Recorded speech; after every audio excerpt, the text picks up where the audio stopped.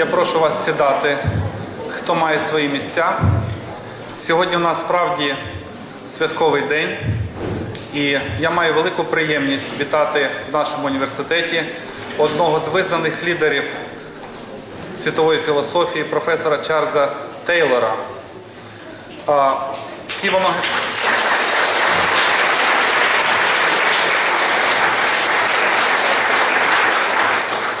Києво-Могилянська академія переклала 3 його книжки. Це «Джерела себе», «Етика автентичності» і 3-я книжка «Секулярна доба». Костянтин Борисович, покажіть, будь ласка, яка, власне, тільки забрана з друкарні. І це, можливо, найважливіша книжка професора Чарльза Тейлора. Його лекція буде мати назву «Розмаїття значень, секуляризації та релігійності сучасного простору». Але першим я хочу запросити до слова його високоповажність пана посла Канади, пана Троя Лулашника. Будь ласка.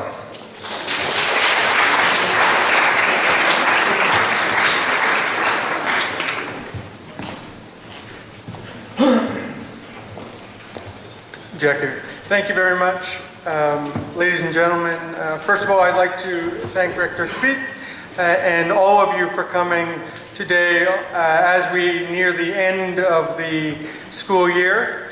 I'm very deeply honored to have Dr. Charles Teylor with us today, a very prominent Canadian that has throughout his entire life made a very material and substantial contribution, not only to Canada, not only to our region, but to the entire world.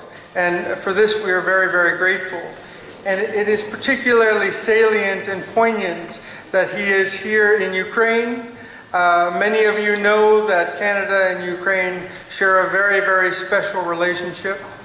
For over a century, Ukrainians have come to Canada to build new lives, and they have enriched our cultural, political, and economic mosaic.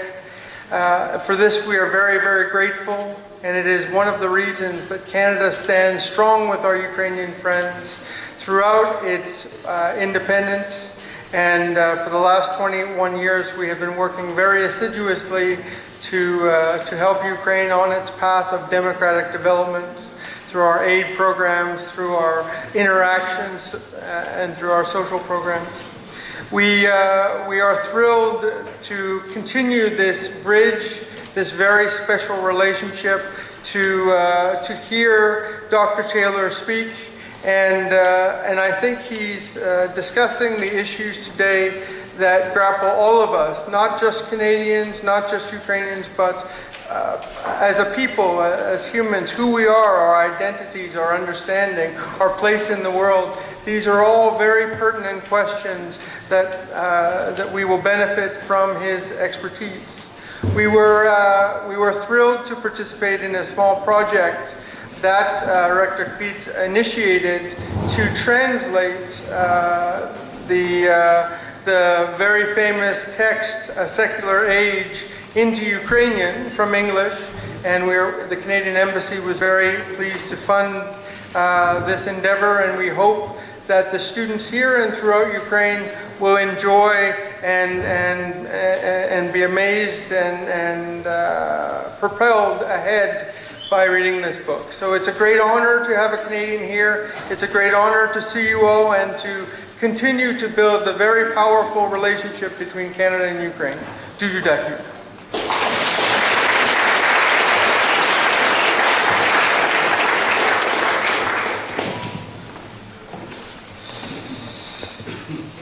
Monsieur l'ambassadeur, шановні гості, пані і панове, професор Тейлор. Я дуже хвилююся в зв'язку з тим, що сьогодні здійснення великої мрії, have a dream. Ми почали листування з професором Тейлором, якщо добре я пам'ятаю, це 2001 року. Перший обмін листами щодо видання книги Ethic of Authenticity. Книгу було видано, після цього була книга Sources of the Self. І нарешті здійснення нашої великої мрії, опус магнум, книга перша секулярної доби. Я думаю, що ця подія є великою нагодою для нас замислитись над тими темами, про які йдеться в книзі і про які буде йтися в цій лекції. Сьогодні я буду говорити і буду, власне, модератором цієї зустрічі не тільки в якості викладача Могилянської академії, директора видавництва «Духи і літери», а просто як один з читачів, на ім'я Костянтин Сігов, але один з багатьох читачів тут присутніх і тих, хто будуть стежити за цією подією через інтернет, які мріяли про персональну зустріч з автором, який дуже наполягає на тому, що деперсоналізація спілкування є великою хворобою нашого суспільства. І саме віднайдення персонального контакту є, власне, новою перспективою. Ця зустріч відбулася завдяки дуже важливим інституціям. І першою з цих інституцій я хотів би назвати, і це, до речі, гарний приклад для наших кращих університетів, аспірантура і докторантура, яка носить ім'я братів Кирила і Мефодія. Вона плідно дуже співпрацює з фондом Templeton Foundation. І саме завдяки цій праці відбулася можливість на такому високому рівні організувати приїзд професора Тейлора до Києва. Я хотів би висловити персональну подяку ректорові і присутньому тут серед нас проректору аспірантури. Відразу після лекції буде приємно надати слово.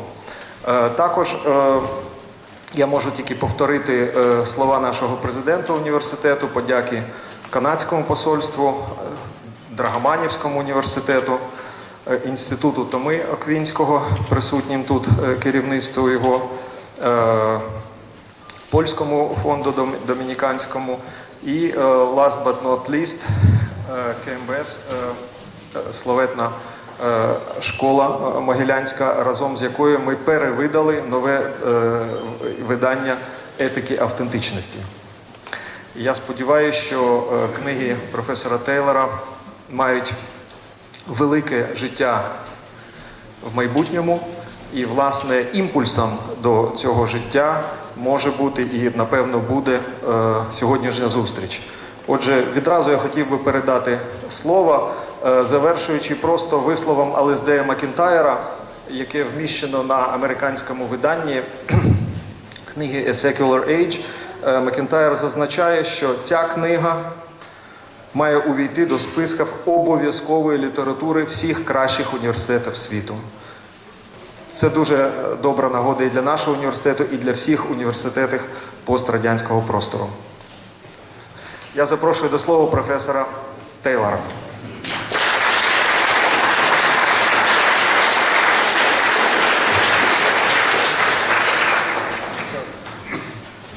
Yes, so Mr. Director, Mr. Ambassador, and our friends in Duki Litera, particularly Konstantin Sigov, and friends and colleagues, I'm really very, very pleased to be here. I'm going to repeat what I said, I think, earlier this week at another occasion, that what I'm going to be talking about here and what Jose has been talking about is a set of ideas which is in full development. It's not finally clear. We're still struggling with some issues. And the principal way that we can move forward is to talk about these issues in a different context. We're always prisoners a little bit of our own context, and so we have a too narrow view, and when we speak about these analogous developments in another context, we get another angle on it. And so this is, for me, a very important experience here, and I'm very, very pleased to be here to talk about this. So what am I trying to do? Well, I'm trying to cast a little bit of light on what we mean by the term secular, at least in the way it's been used in starting off in the Western Academy in theories of secularization, because as we examine it, it's not entirely clear. It has a lot of fuzziness in it. And I want to look in a minute at 4 developments that have been considered to be processes of secularization. But before I get to that, I want to just make a linguistic remark about this term secular. It's a Christian term. It's actually, I would think, a Latin Christian term. It comes from Latin Christendom in a particular use that it has. And what's interesting about it is that it's a term about time, about kinds of time. The seculum, it's the aeon in Greek, and viek in Slavonic, I think. In Ukrainian too, yeah. And so these words translate, but it began to have a particular use in Latin Christendom, which is the background to the word we're now using today. Although most people who use the word today in the West have no idea of this background. I think it's important to look briefly at it because, and I'll come back to that at the end when I try to look at some of the issues of lived experience which underlie the secular age and underlie reactions to the secular age. It's a term about time, about, well, what kind of time? The seculum, the century, we're talking about ordinary, profane time, the time in which one thing happens after another. In contrast to what? Well, in Latin Christendom, or in all Christendoms, there's a contrast between our life in ordinary time and the relation to eternity, particularly eschatological relation to eternity. So it's time as against, if you like, eternity. And how it gets used in Latin Christendom is to look at different aspects of the society, aspects that have to do with its operation in ordinary time, its politics, its production, all these activities which are part of the secular dimension. And then there's something beyond the secular dimension, sometimes called spiritual, sometimes called eternal, and so on, which is those aspects of the society that are related to this attempt to move towards eternity, to be related to eternity. So that's the beginning of the secular and its opposite, spiritual, religious split. But of course, in the original situation, this was thought of as what I want to call an internal binary. That is, a binary like things like left and right, left and right, up and down, where you can't instantiate one term without instantiating the other. If there's something on the right, there's something on the left. If there's something which is up, there has to be something which is down. And in the original use, the secular was one aspect of a society which also had another dimension, and it was no thought of using this term outside of this internal binary. The whole rise of the secular age could be understood perhaps as this. It takes that binary and makes it external. That is, where you can conceive of something being secular without anything being spiritual. Right? That is the meaning of, one very important meaning of the secular in the modern West, which means that it has to forget its origin. All right. So with that in mind, I'd like to look at 4 developments. Now, if we could have, which we begin to see here. There are, what does it mean to say that our society is secular? Well, there isn't a single clear answer to this question. People use the term secular, secularization. I've mentioned there, what does it mean to say that society is more secular than it was earlier, or that one society is more secular than another society? Surprisingly, there isn't a single development which answers this, but a kind of reference to Wittgenstein about, about definitions that have many strands which run through. I want to isolate 4 kinds of development which are used to judge, people are basing themselves on when they say this society is more secular than the next. So I guess we should jump to the next. Is that possible? Well, yeah, number 1 is, what people sometimes mean is that in this society, religious faith and or religious practice has declined. So that's what they mean by being more secular. or else we have another meaning where the society is called more secular because previously it had a religious or confessional definition. It was a Christian society, a Catholic society, a Muslim society, and it's now lost this definition. It's now considered, or that definition maybe is still there in some kind of theory, but it's faded very much from the scene and has very little importance. So that would be the second way of thinking about a society as secular. So let's maybe get the third. Now this is a lot more text here. Going back to our original sense of the secular, I said that there were certain activities in society which are very much those of people in the world, in history, who have to govern themselves, organize an economy, produce, and so on, right? And another development which is sometimes in people's minds when they say society is more secular now than before, is that a set of these activities that were always thought of as the secular aspect of society have taken on much greater importance. They take up much more space. And this is partly because they have been the site of increasing organization, increasing kinds of expertise, increasing and complexifying administration. I mean, just think of the economy as people will have understood this, the set of productive activities and exchange in 1500.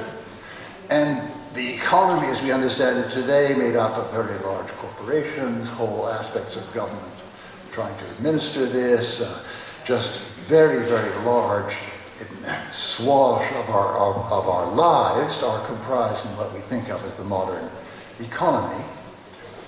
In a sense, these areas of life, political administration, the economy, the world of art, the world of museums, the world and so on, has become, each of them, we'd like to think of it as a sphere.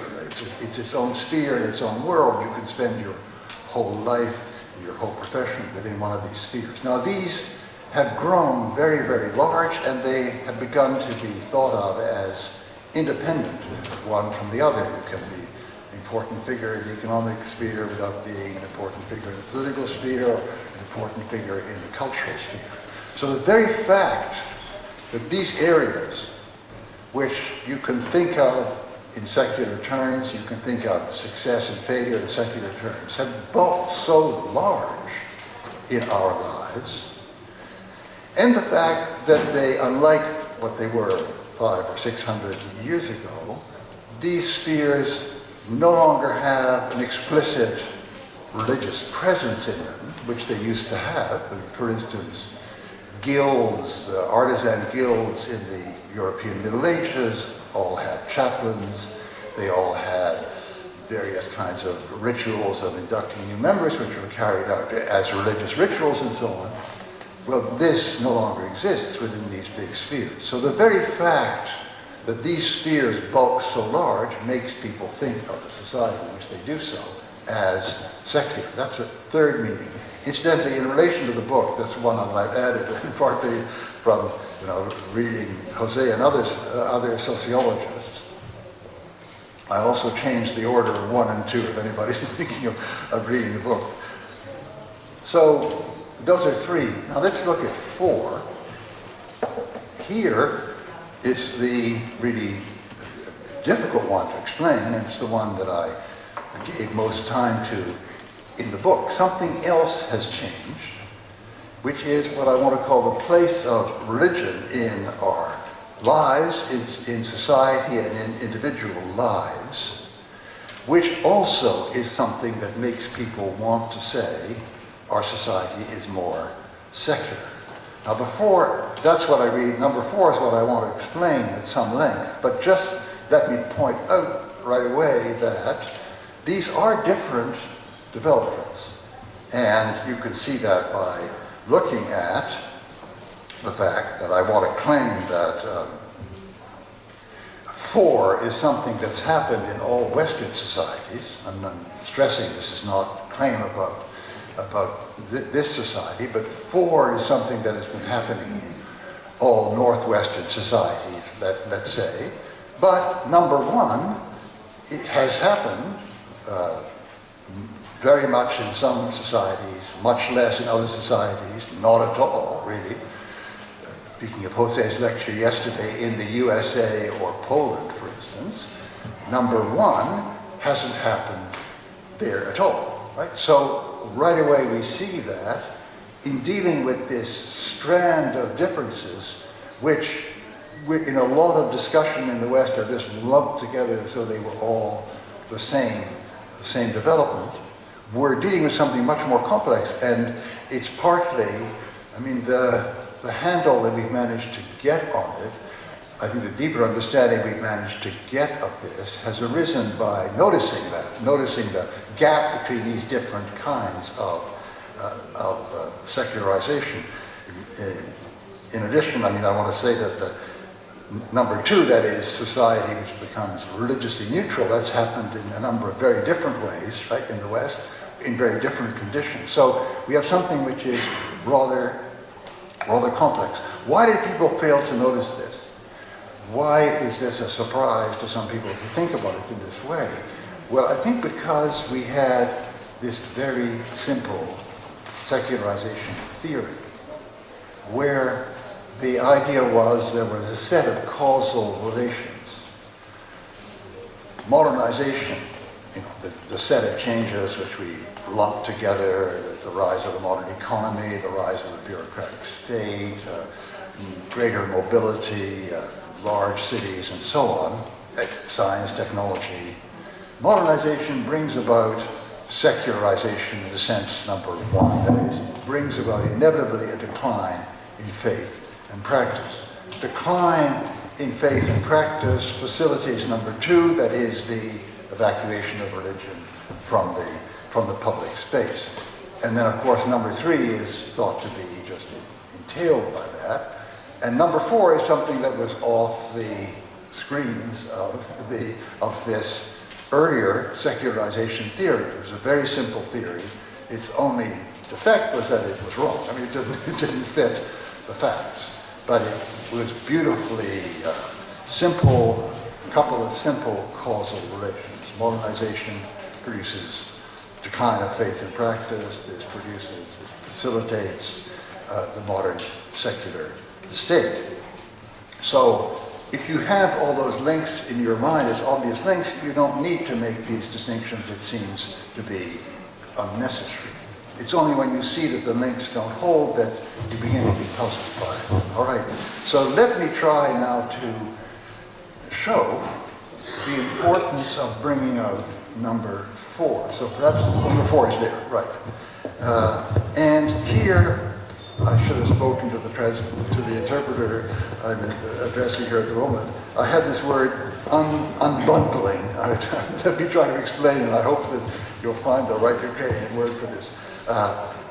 Things were bundled together in our past in two ways. What do I mean by that? Well, let's look at the situation in European societies in the 19th century and earlier, early 19th century or even middle 19th century. In the European as against the American, let's look at that case. First, these were confessional states. That is, in general, the norm was belonging to a given polity was to belong to a certain church, which was the established church or the national church. And there were some polities which had maybe two confessions, but even they, like in the Netherlands, organized in such a way that there were two elements of society that were all organized around their faith positions. So one kind of bundling, that is one kind of connection, was that you're belonging to the state, you're belonging to your confession, you're having a certain ethic, you're having a certain idea of civilization. All that was closely linked together. It was sort of one thing.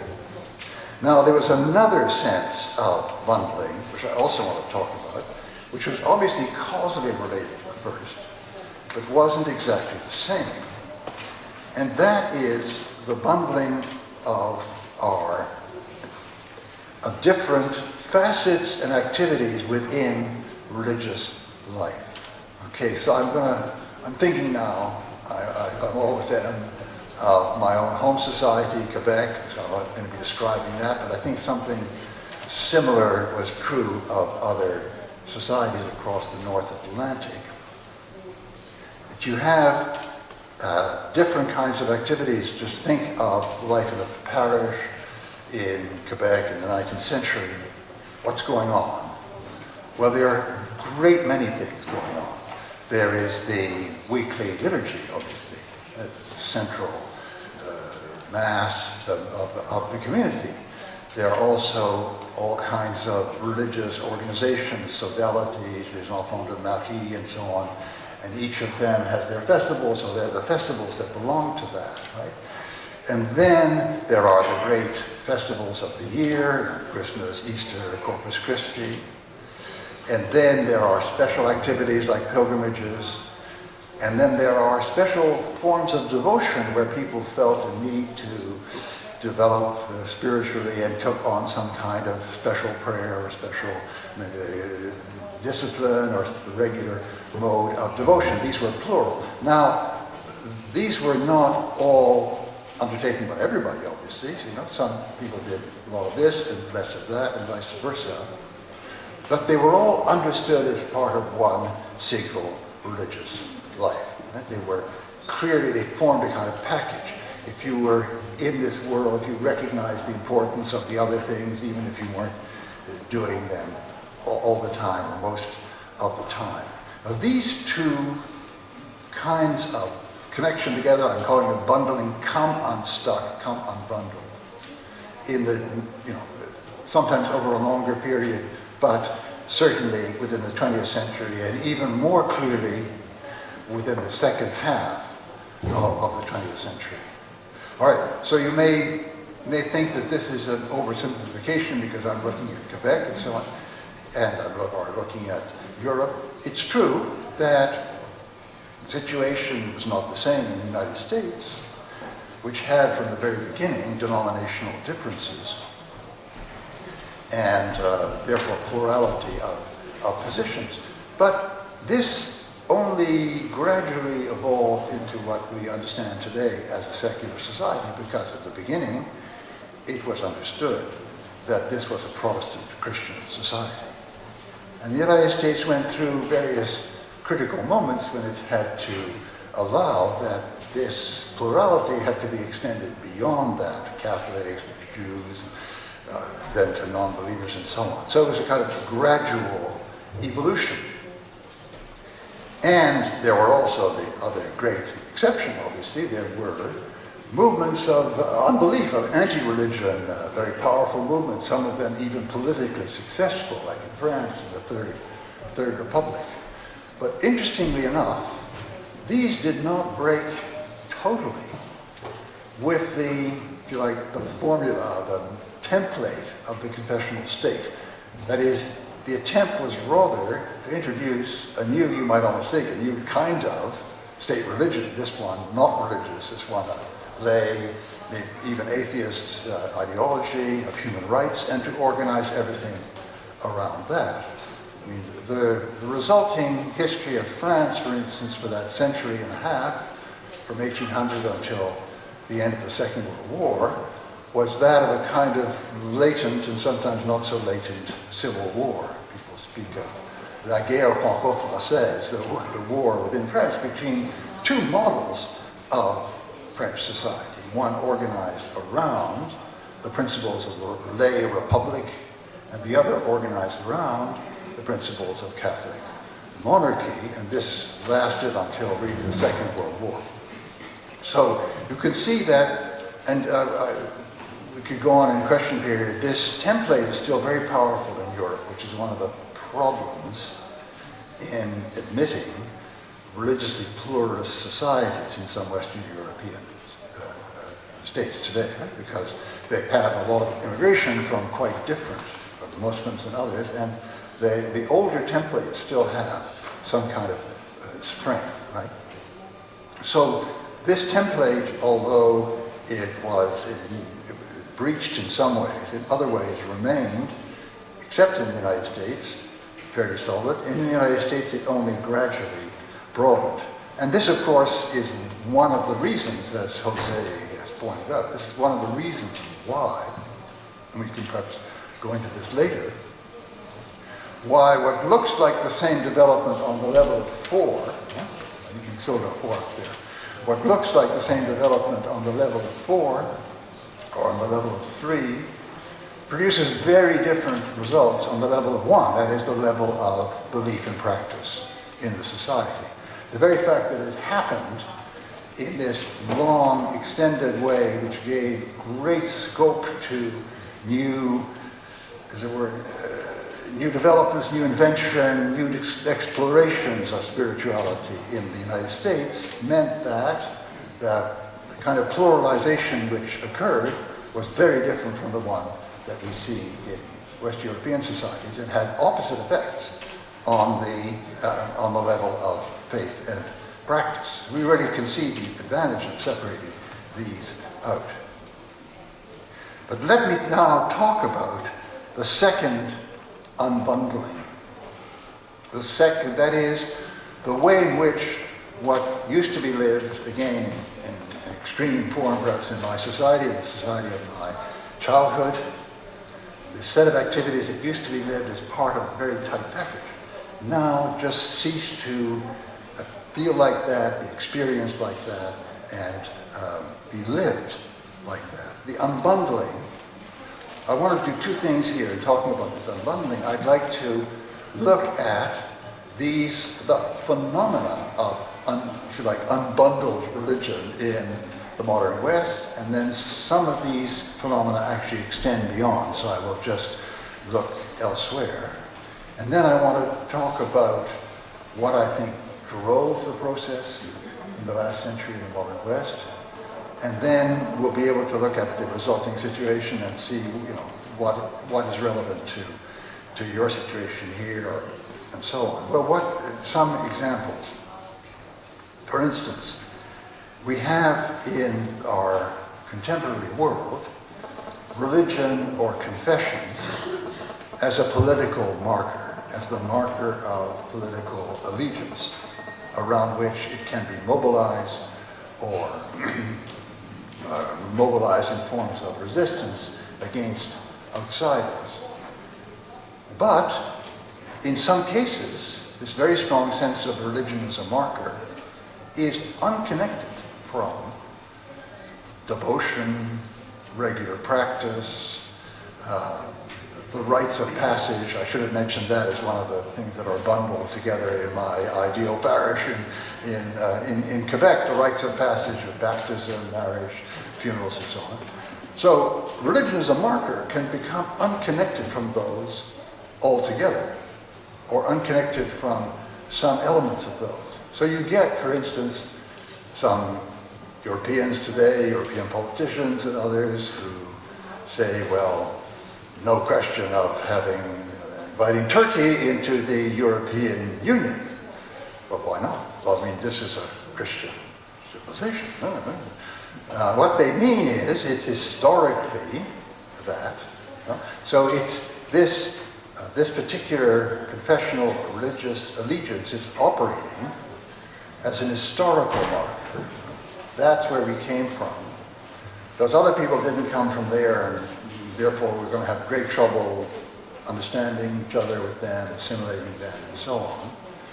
But you see, this is totally different from, let's say, another obvious example is the Polish case in which it was indeed a marker of mobilization, but it went along with that very much bundled religious life in Poland. Here it's been unbundled. It's been now, or there are cases that are like that, slightly different. In a large part of Scandinavia, people massively go on belonging to the national church. They go on using the rite de passage, the rituals of passing from one stage to another, including confirmation. But if you talk to them, they say, well, this has nothing to do with faith in Jesus Christ. It's become very much the church forms have become markers of a purely, if you like, for those people, lay, or we would say secular, identity. So there is, and then you get all sorts of intermediate cases where it gets much rougher, like in the ex-Yugoslav republics, where there became really battles between different groups who were, again, identified by their historical religious markers. But in the case of someone like Milosevic, he was an atheist, and this is not something that is linked to Orthodox devotional life. Right? So we get one kind of unbundling here. I don't think we get one aspect of what existed in the earlier religious life, spinning off without the others. And this, of course, is something that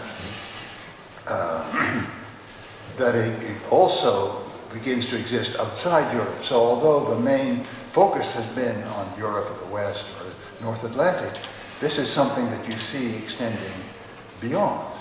So we get another kind of phenomenon, which is modern Islamism, very strongly mobilized Islamism, mobilized against what is seen as threat from the West and so on. And this, of course, doesn't disconnect totally from all forms of devotion, but typically these movements involve a tremendous narrowing of the focus of previous religious life. They involve censoring historical Islam, excluding the Sufi element, excluding various worship of saints and so on. So you get a change, a radical change in the scope of the religion. And then another kind of change occurs where people pick up other threads or other bits of the original bundle. There are people that are very excited and drawn into the festive dimensions of Christian faith. Right? So they go on pilgrimage to Santiago de Compostela, right? But are they Catholic? Well, not necessarily. Are they really celebrating St. James? Well, not necessarily. There's a whole gamut of cases here. Or they are very excited by, again, the festive dimension, big moments like World Youth Day, John Paul very successfully held. There again, people are drawn into that, but not necessarily to other aspects. I mean, some friends of mine who are sociologists in France tell me that there are a lot of people who are in some sense Catholic, but their connection to the church is primarily through these festive occasions. And there may have liturgy on the occasion of these festive occasions, but they're no longer existing within a parish situation. Then there are other kinds of phenomena, which are combinations. See, interesting enough, this kind of combination of different religions, taking a bit from here and a bit from there, exists in quite different cultures. But this is nothing new in the West. In Japan, there are a lot of people who mark the birth of their child through some Shinto ritual, who are attracted to the idea of a Christian marriage and think that the burial service should be held in a Buddhist monastery. And this to them doesn't seem weird or strange. To someone trained in or brought up in the Western idea of a church as the site of all these activities, this sounds very, very strange. But now we find people are beginning to pick and choose in exactly that way. So we have these hybrids, we have new inventions, we have something that is really extraordinarily diverse. Okay, what moved this society, or these societies, from 100, 150 years ago, depending on which society, really had what I call bundled religious life within a single church, to societies which had this incredible variety. Some people opting out of religion altogether, some people bringing in religions from abroad, some people inventing new religions, some people inventing new philosophies. What moved us across the boundary line? But I think that there are really three factors that were at work here. One, and I think you can draw them together perhaps at the end to get a kind of clue to this. One is a crisis of authority in churches. That is, churches in general exercise some kind of authority, perhaps not as strong as the intent of the Catholic Church, but there are certain things that one obligatorily believes, there are certain rights that one should take part in. And there came to be a crumbling of that sense of being bound to religious authority. I mean, even among people who would go on replying to sociologists that they were Catholic or Protestant or whatever, right? So they're not denying affiliation, but the sense that the hierarchy or whatever has authority over them has dissipated. So that's one thing. But another thing, which in a way lies behind the crisis of authority, and this is particularly perhaps the case in Western Europe, but also in Quebec, is sense of anger or dissociation because of certain specific decisions of authority.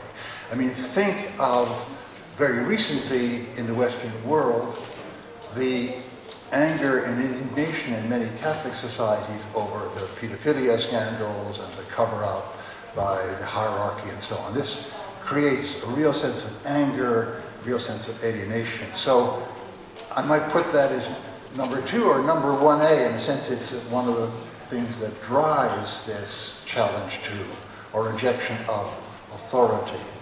Or I think this is particularly true in Europe and not in the United States. I believe that in Western Europe, the First World War was a real watershed. There was the sense of civilization that we are ahead of everyone else, we are moving to a higher plateau, we are in a higher ethical plane than the rest of the world, and therefore we are right to be able to rule these colonies, etc. All that sense, which was very powerful in the Edwardian era, was dealt, I think, a very deep, almost fatal blow by the spectacle of the First World War, in which you had these massive killing fields with the civilized powers grinding each other down. In each case, blessed by the church of that particular state.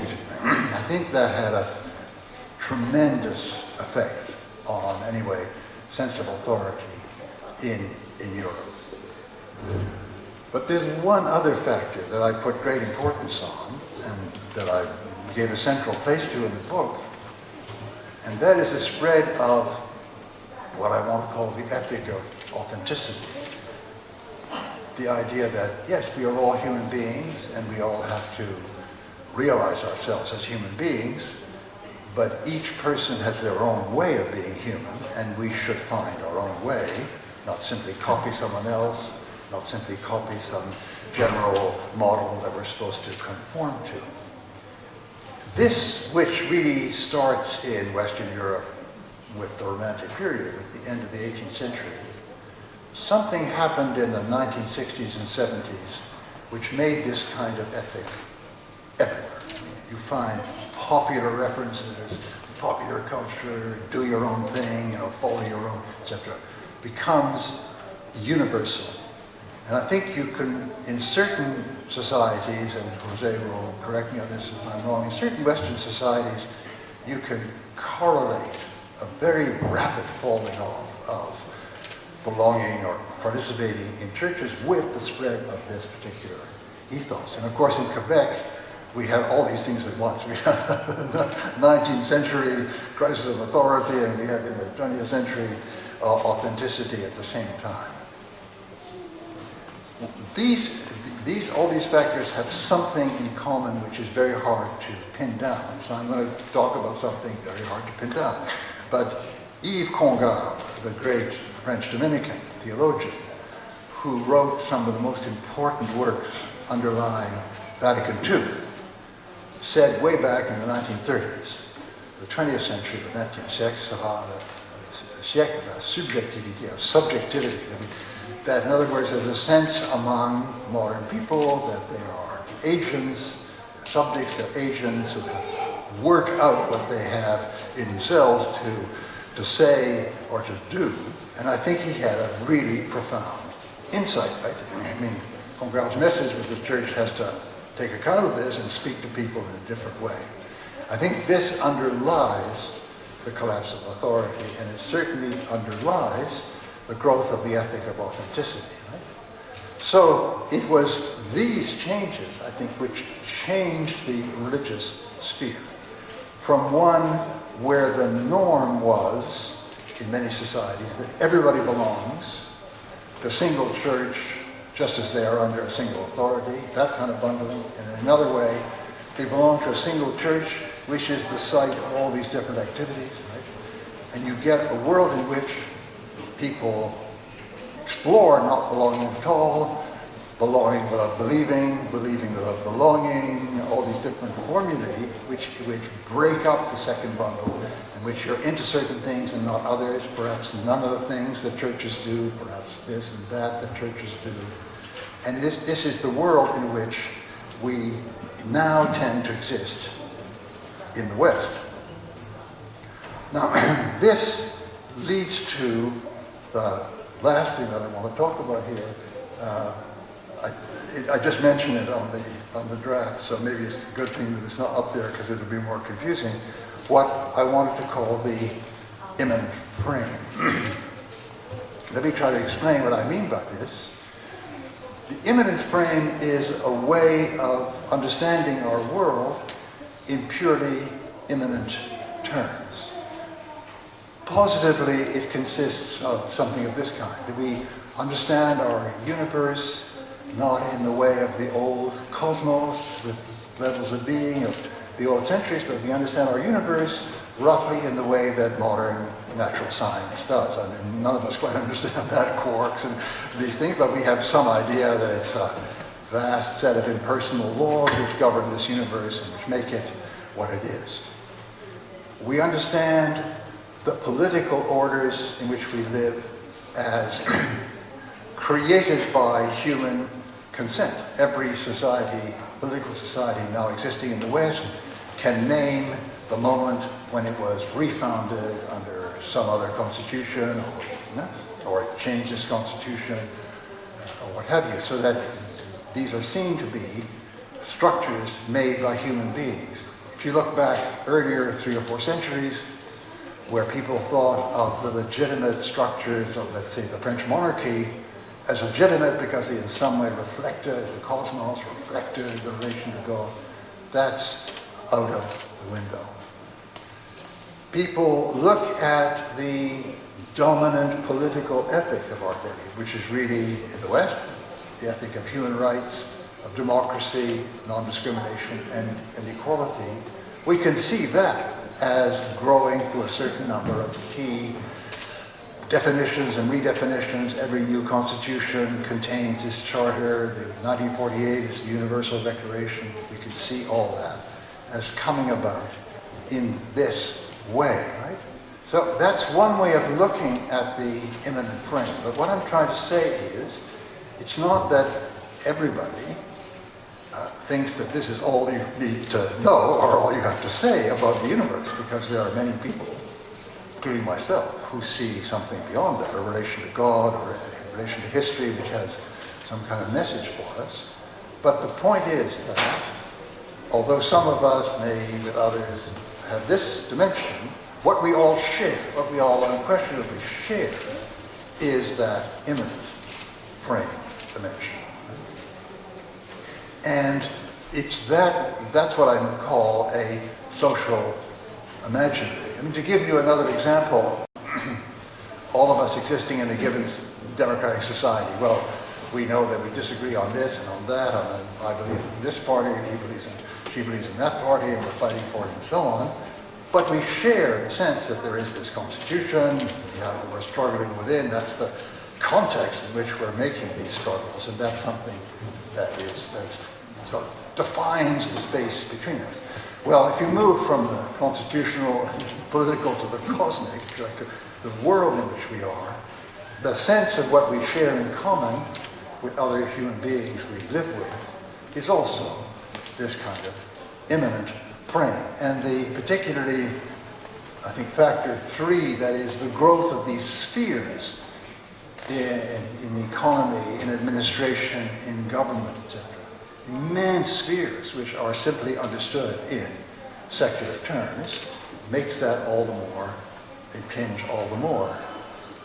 We can go beyond that and say it's no longer simply a fact about the Western world, because the international structures we live in today that everybody lives in, and the international agencies, transnational corporations, NGOs, and so on, that function within these structures are all part of the immanent sphere.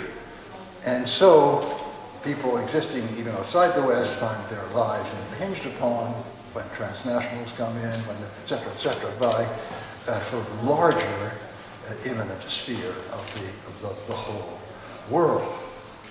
Now, let's try to now connect this, the power of that immanent sphere, with religion, with religious responses to it. As I said earlier, nothing forces you logically moving from the immanent sphere is what we all share to I don't have anything further to say here, or I don't believe anything further is to be said here. Not at all. There's no logical connection there.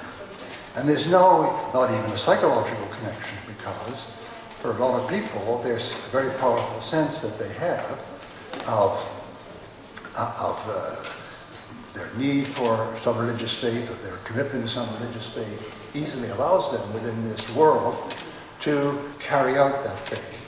But I want to try to connect this immanent sphere with different ways of living it. And we can maybe try to ask ourselves why some of these ways are more important in some places than in others. And here's where we come back crucially to the original definition of the secular as a notion about time. I think you could say that the way of operating within these large bureaucratic or economic structures, within our science, our technology, the way of operating encourages a certain way of inhabiting time, or you might almost say a certain way of not inhabiting time. In order to see this, let's look back again to the past at ways in which, for people, what they then would have called, also in the West, secular time, wasn't the whole story. It wasn't the whole story because there were other kinds of higher time that they recognized. For instance, there's a time of kairos, of the kairotic time, the time at a moment when everything turns and changes because of certain key developments which send history off in a new direction.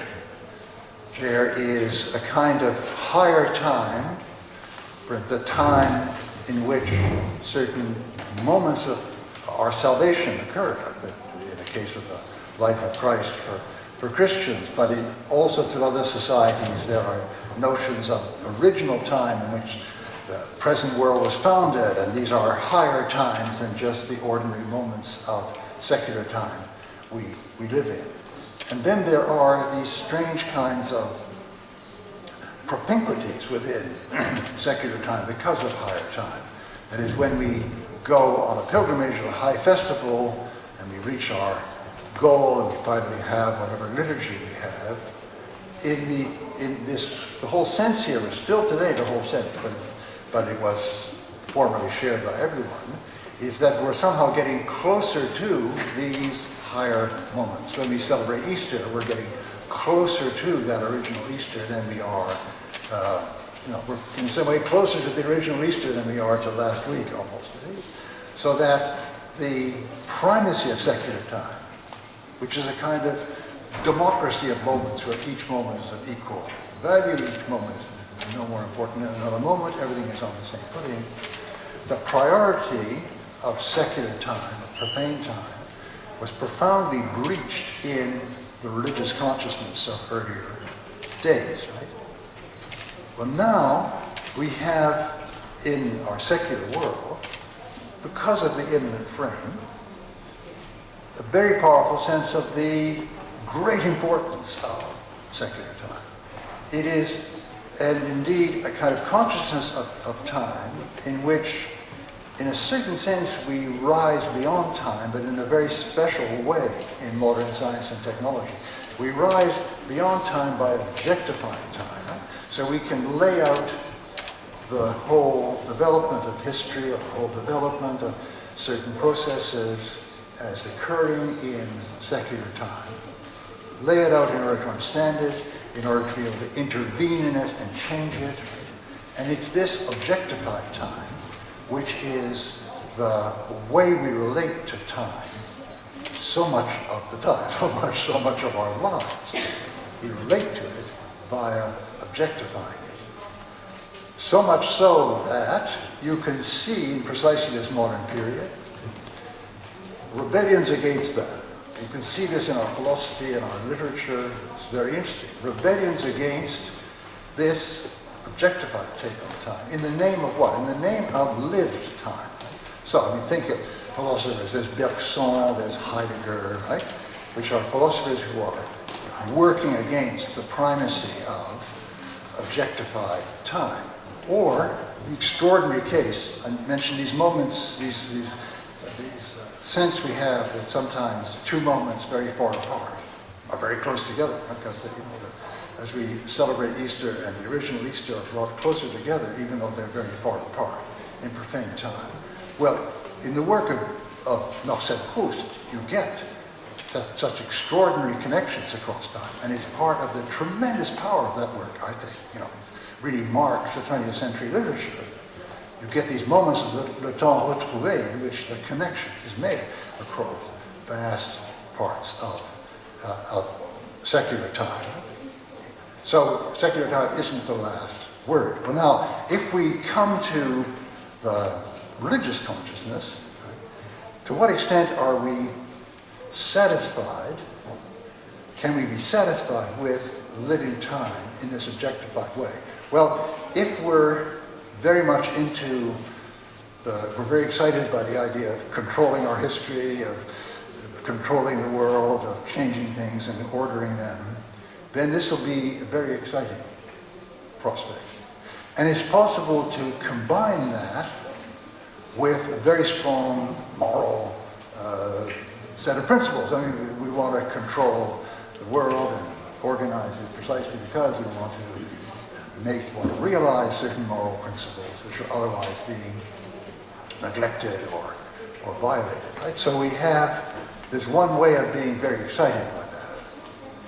But in all sorts of other ways, you find that this is deeply unsatisfying to people. And it's really there that you can see the continuing impulse to relate in another way. There's a revolt against this kind of objectified notion of time by people who are deeply perturbed by our relationship to nature as simply controlling it, all the dangers of that, all the violence it does to us as human beings in our proper nature. You can see a whole ecological dimension of the rebellion against the primacy of this objectified time.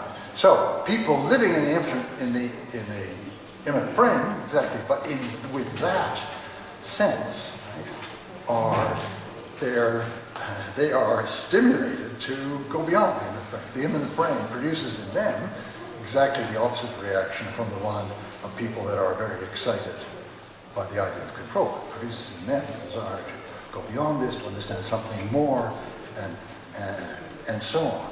So there's the ecological movement.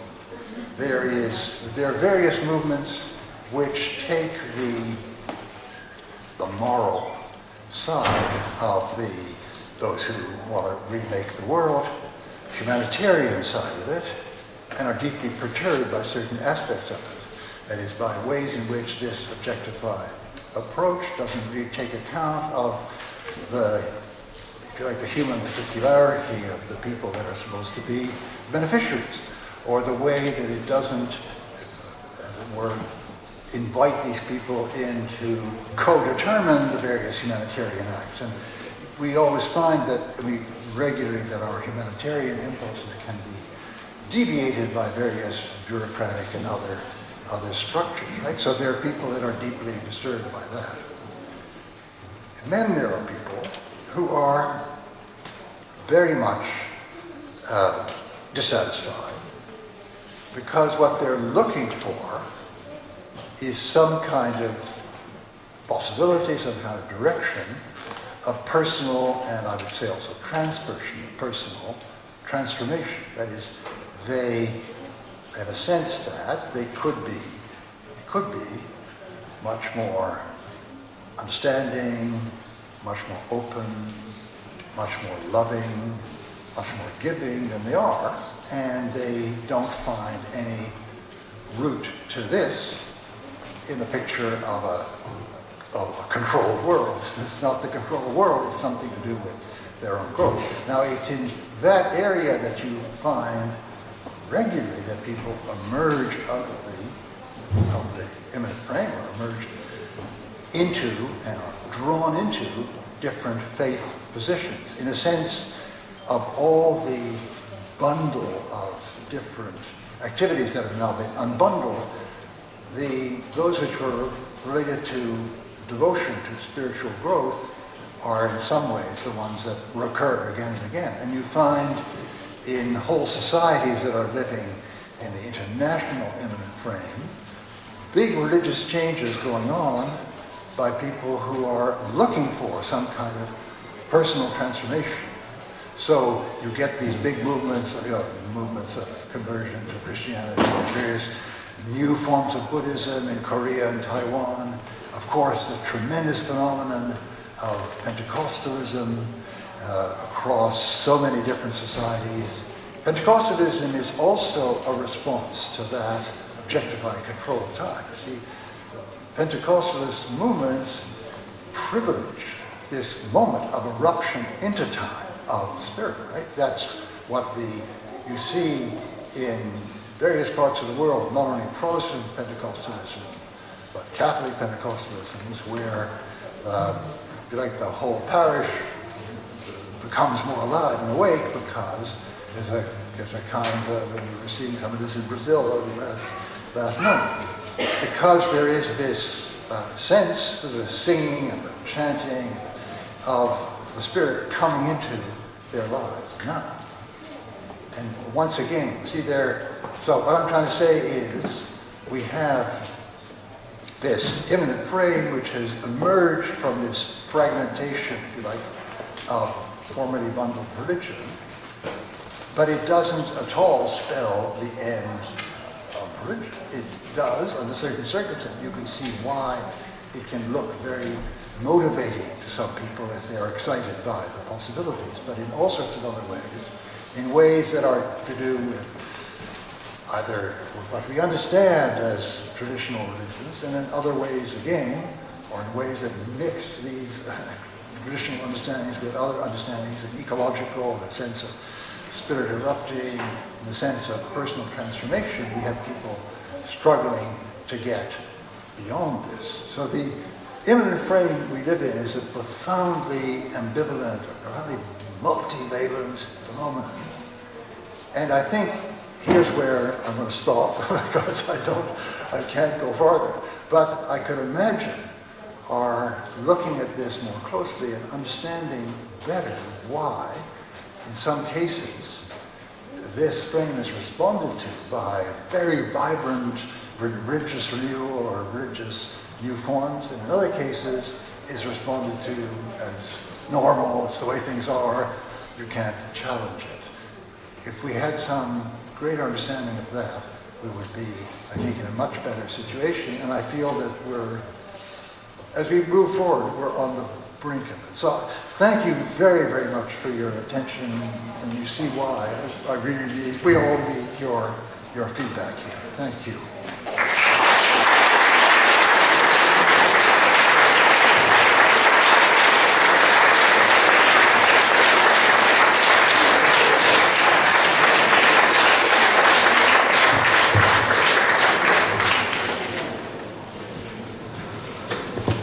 Thank you very much, Професор Тейлор. Тепер ми будемо продовжувати чудовий ритм запитання і відповідей. Власне, святковий момент, який дозволяє нам подолати ту гомогенність, часто густо штучного часу, про яку щойно йшлося. І насправді дуже важливу роль в книзі «Секулярна доба» грає аналіз, як ми від святкового часу потрапляємо в цей нівельований час, де нам важко буває і дихати, розуміти одне одного. Я хотів би зазначити, що серед тих значень секулярності, сьогодні ми почули про 4 різних виміри і форми аналізу секулярного мислення, власне, третій і четвертий тип має більше відношення до цієї іманентної рамкової структури, яка часто густо накидає нам свої, знов-таки, рамкові обрії, горизонти. І дуже цікаво подумати про те, в який спосіб може відбуватись трансформація тих уявлень. Дуже цікаво думати про секулярне не тільки як інституційну форму, ви знаєте, розділення держави, церкви, зміна власності, майна і так далі, а саме про секулярне як форму уявлення, як рамкову структуру в феноменологічному значенні нашого мислення. І я запрошую вас, в плані процедури тепер нашої роботи, найкраще було б, якби ви надсилали ваші запитання в письмовому вигляді. Я обіцяю їх зачитувати. Також у нас є мікрофон для того, щоб особливо на початку пролунало кілька запитань. Буде дуже добре, якщо після, може, короткого, стислого, лаконічного коментарю доповідачі будуть переходити, власне, до запитань. Готуючи і збираючи, очікуючи ваші перші запитання в письмовому вигляді, я хотів би надати, як обіцяв, слово проректору аспірантури і докторантури Києво-Мефодія. Отже, отець Володимир Шмарій, будь ласка, я запрошую вас до слова.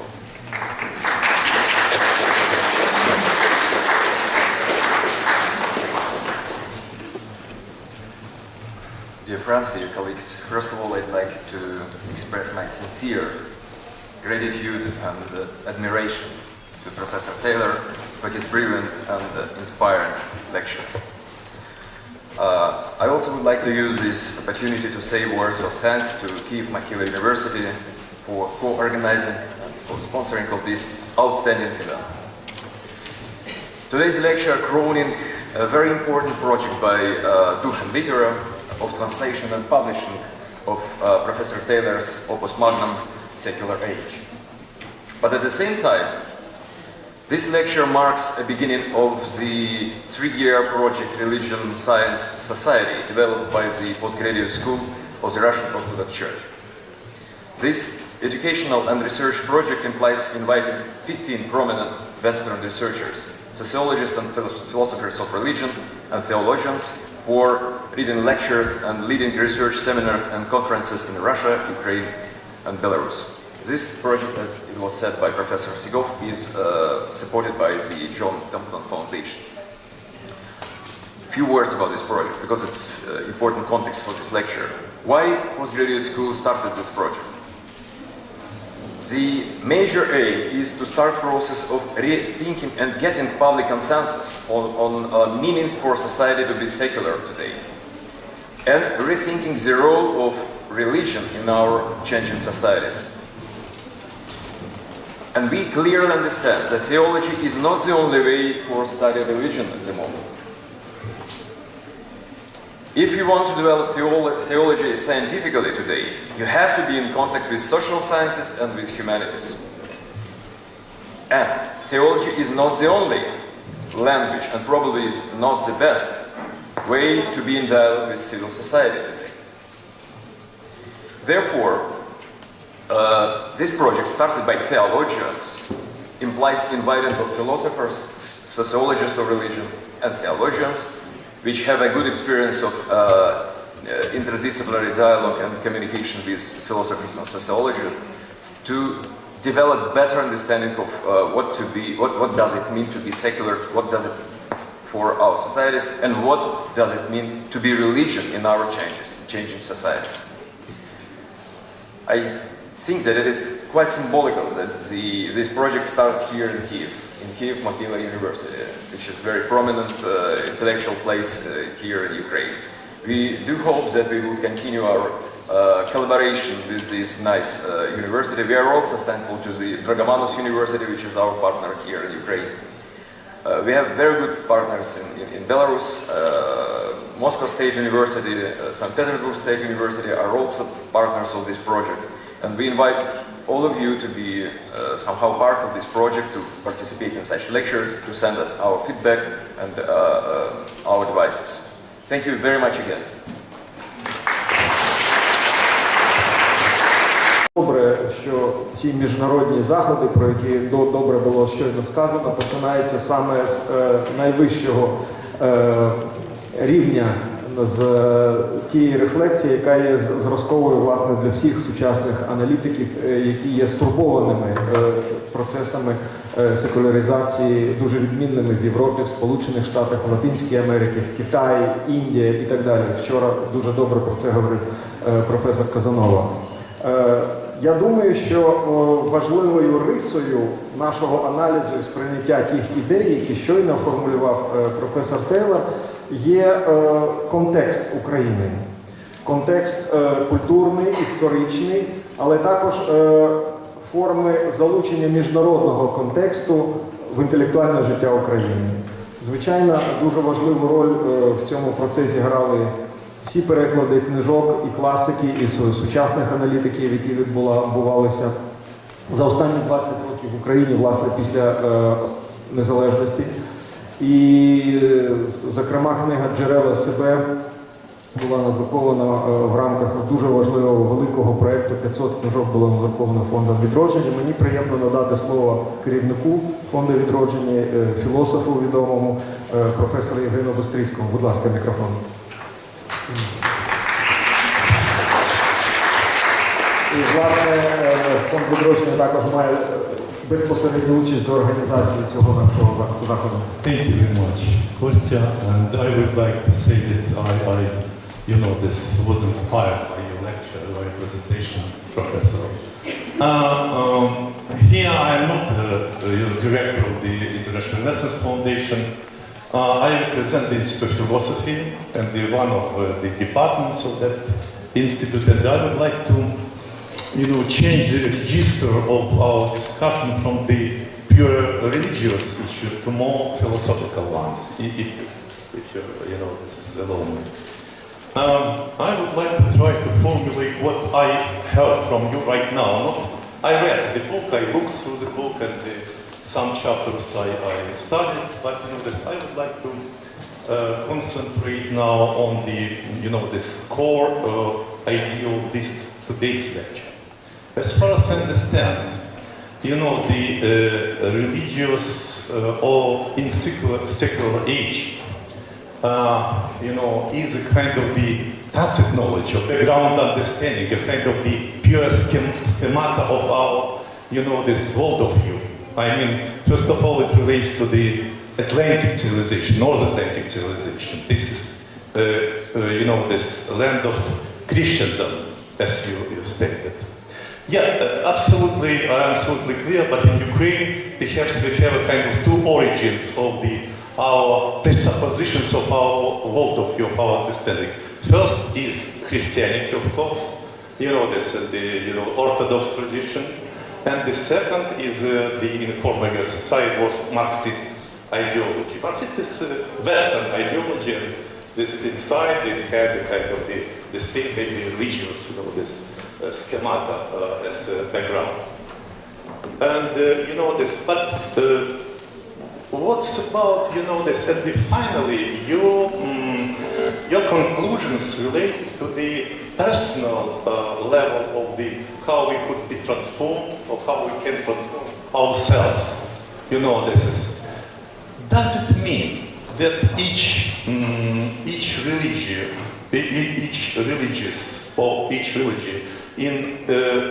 in Muslim foreign countries or European countries, give a chance to base each personality on that, this is that religious background that is there, this in each civilization. I mean that maybe, this in the personality or background of each personality or authenticity of the personality is deeper than just religious schemata. Like, for instance, you mentioned the Heidegger design analytics, this. How is it more universal than religious tacit, background could propose us to be based as personality, this? Because each of us has to be grounded in ourselves, this, as a personality, and this doesn't enough to just analyze religious background, this background of understanding, to ground ourselves. This is my question. Maybe we have to go deeper than religious schemata, this, that you lay in the background of our understanding. This is just this question. I think that's a very, very important point.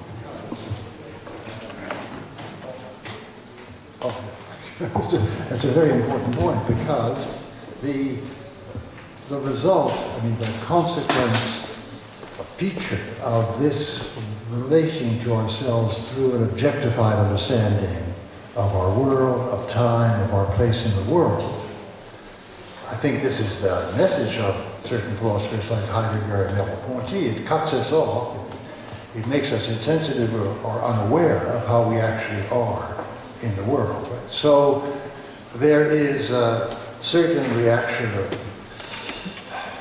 against this objectification, hunger to get back in contact with ourselves. And you can't understand this reaction if you just think of the, if you like, religious objections to this. It goes much, much deeper. And in a way, in order to understand what could be modes of religious revival in our societies, we have to see this whole range of ways in which this kind of objectified, self-objectified understanding cuts us off from vital dimensions of human life. For instance, a great deal of this has been explored by the poetics that come from the Romantic movement.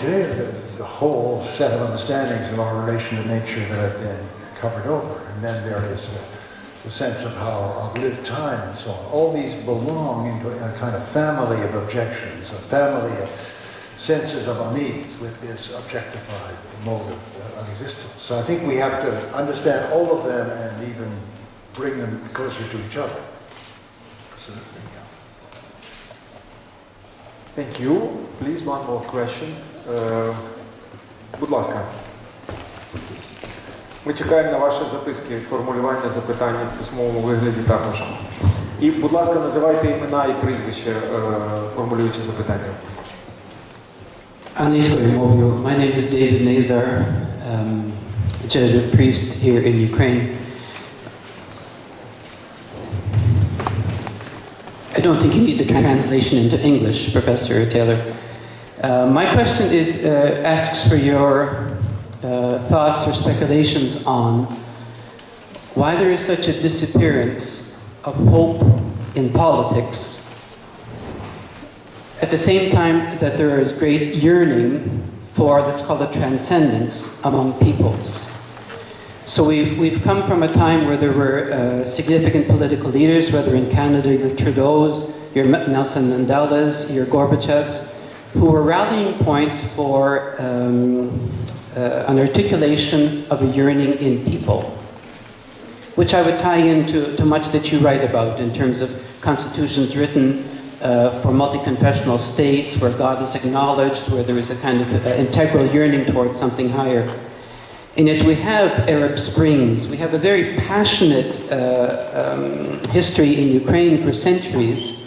The Orange Revolution is one articulation of it, but there is such a yearning among Ukrainians for justice, for transparency, and there is no political leader who can respond to this.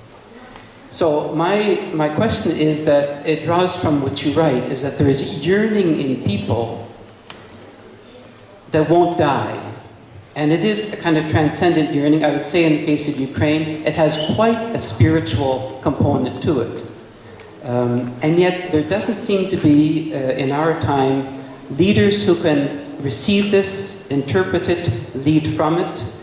Even to go back to the Canadian examples, the grandson of David Lewis, the son of Stephen Lewis, has no interest in politics. He doesn't see the world being improved by politics. The son of Pierre Trudeau, they're talking about the color of his shirt and strange things about him, rather than about the substance of people's lives. So again, a question, do you have thoughts on why this yearning does not find its answer in leadership? That's a very, very difficult question to answer. There are lots of very big obstacles to that yearning finding an answer, and some of the big structural obstacles. You could have mentioned, I think maybe you did mention, but I didn't hear the very beginning. You could have mentioned not the Orange Revolution, but the Arab Spring. Okay? And you can see how in certain societies, like present-day Egypt, these very long-standing divisions really are standing in the way of that marvelous moment in Tahrir Square when people reached out really across the boundaries between very Salafist and more secular, between Copt and Muslim and so on. Finding the way to create the structures to carry that forward is very, very, very difficult. And if you look back to our societies in the West, we've got a rather sclerotic democracy in which, frankly, the power of entrenched interest, the power of money has got much, much greater. It's led to a drop in voting participation, which just increases. And so we have to have kinds of mobilization that will bring enough people together to reverse this. In which, Stephen is not, you were talking about Abby there, Stephen is not out of politics. I mean, he is, in a certain sense, because he's dedicated his life to Africa and so on, but he understands as well as the rest of us what we need here, and he's ready to encourage it. But it's, I can see that the obstacles are very great, and we need other ways of linking people together in order to overcome them.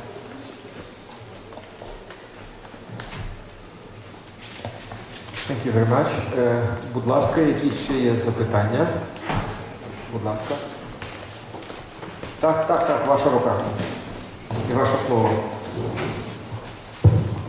Thank you for your lecture. My name is Nastya Tichko and I'm a philosophy student. And I would like to ask about the status of history in secular time, because you said that every moment had the same value as the other moment, and from my understanding of history, it is ascribing more value to certain moments and then combining and creating the net of the moments, which could be called history later. So, what is history in secular time?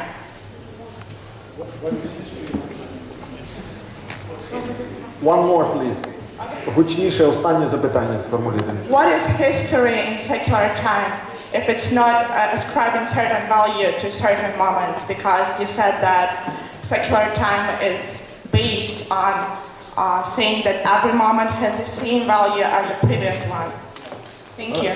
Yeah, I mean, I think that history in totally secularized time, yes, history in totally profane time, you can't capture the really important moments because there is, you can try to capture it, and people think that they do because the proper role of science and that kind of objectified time is to find the recurring patterns, right? So you think that you can understand history by finding certain laws and recurring patterns. But that is never going to work to capture history in human time, because the very nature of human culture is it's always changing, and it can be creatively changed. So What you really need is an understanding of kairotic time, kairos, of the moments when something new can come in and can turn things in a new direction. And it's that kind of understanding of time that goes beyond purely profane time. Now, you can still be a secular person in some ways, not have a religious position, and understand this importance of the kairos. Some people do.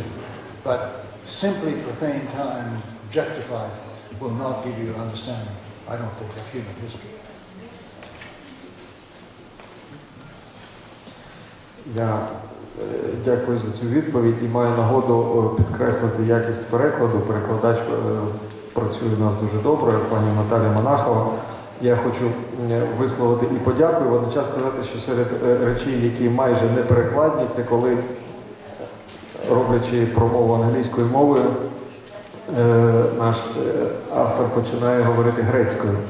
В Києві, очевидно, це дуже влучно, це контекстуально, і коли йдеться про кайротичний час, то, я думаю, аудиторія, майже всі знають в аудиторії, що кайрос – це той момент, який є благодатним, сприятливим, який, власне, є альтернативою до того нівельованого, гомогенного, банального часу, де нема різниці, де нема моментів сильних і слабеньких. І я думаю, що саме ця розмова є кайросом для всіх присутніх, власне, частиною того святкового часу, який ми маємо віднатворити. Надійшло ще одне запитання. Як ви пояснюєте можливість подолання розривів у соціальному часі?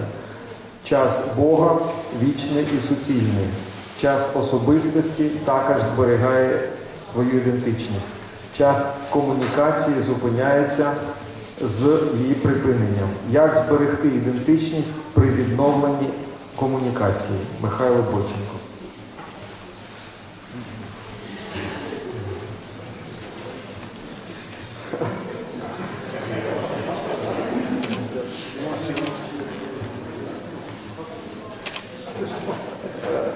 Професор просить ще раз уточнити. Отже, можливість подолання розривів у суцільному часі. Час комунікації постійно розривається.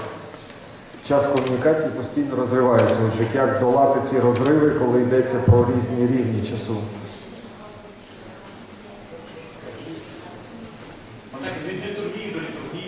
Yes, it does. Yeah. I mean, because the thing about human communications is possible to create a common time. The kind that we are living, not just I am living, but we are living. And the most difficult task of communication is if we have a personal sense of lived time that isn't shared with anyone else. So part of the most important communication is maybe the wrong word because it sounds as though you're passing an idea from one mind into another mind, right? So what we really mean is something like a common or community, right? So what is the great potentiality of human language and human culture is to create some common sense of lived time. So you see that, again, these great moments of, dare I say, kairos, these great moments when something can change, right? Very often they arise because the people have come together and created a common sense of what their time is. I mean, again, the Tahrir Square example. Again, the people from here going to the Maidan, and the Orange Revolution are cases in point. See, that transcends the difficulty of communication, what I'm trying to explain to you, and I think you're trying to explain to me what you think.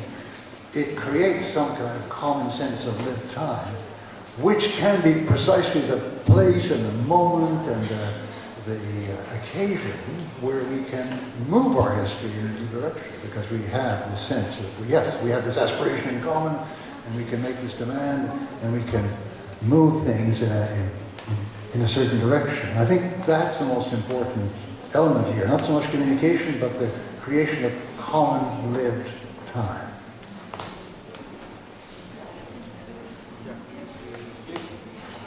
Чи є ще запитання? Будь ласка, я бачу,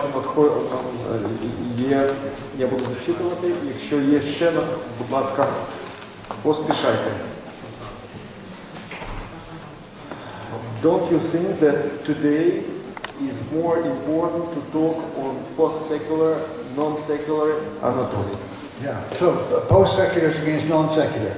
Yeah, perhaps. I'm not sure what post-secular means, but let me try to tell you what I think it maybe ought to mean. The problem with the prefix post is that we use it for everything and it has a different meaning. So I'm saying we live in some sense in our society in a secular age. Right? So the post-secular isn't after or outside of the secular age. The secular age that I've been describing goes on existing. However, I think there is an important shift which the word post-secular is trying to capture, which is the growing realization that the original theory of the secular age doesn't work.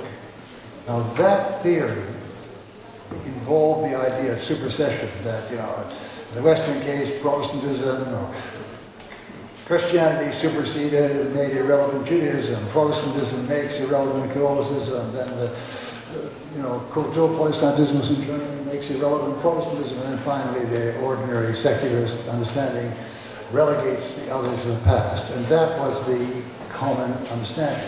That understanding, I think, has been shattered. The occasion for my writing the book was the sense that it was shattered and we needed another story, so this was an attempt. So we could say we're in a post-secular age, not that we're after the secular age, but we're into a new way of understanding the secular age, in which all those notions of we've gone beyond this and we've gone beyond that and that's way in the past have been themselves set aside.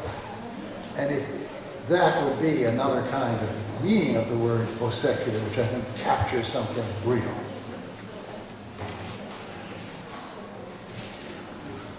Дуже добре. Я дякую за цю відповідь. Ми почули перше коло запитань і відповідей. Я думаю, що це був дуже добрий початок свята, інтелектуального цього бенкету, який з часів Платона, на який запрошують нас мудрі люди. Тепер, я думаю, добре буде зробити маленьку перерву. Ми обіцяли нашому гостю показати бібліотеку Києво-Могилянську. І після часу цього обміну, звичайно, буде час обмінятись в аудиторії і трошки тиші, повітря. І ми повернемось в цю аудиторію о 5-й, і відбудеться, власне, презентація книги і нове коло спільних роздумів і нового кайросу. Дякую, доброго всім відпочинку.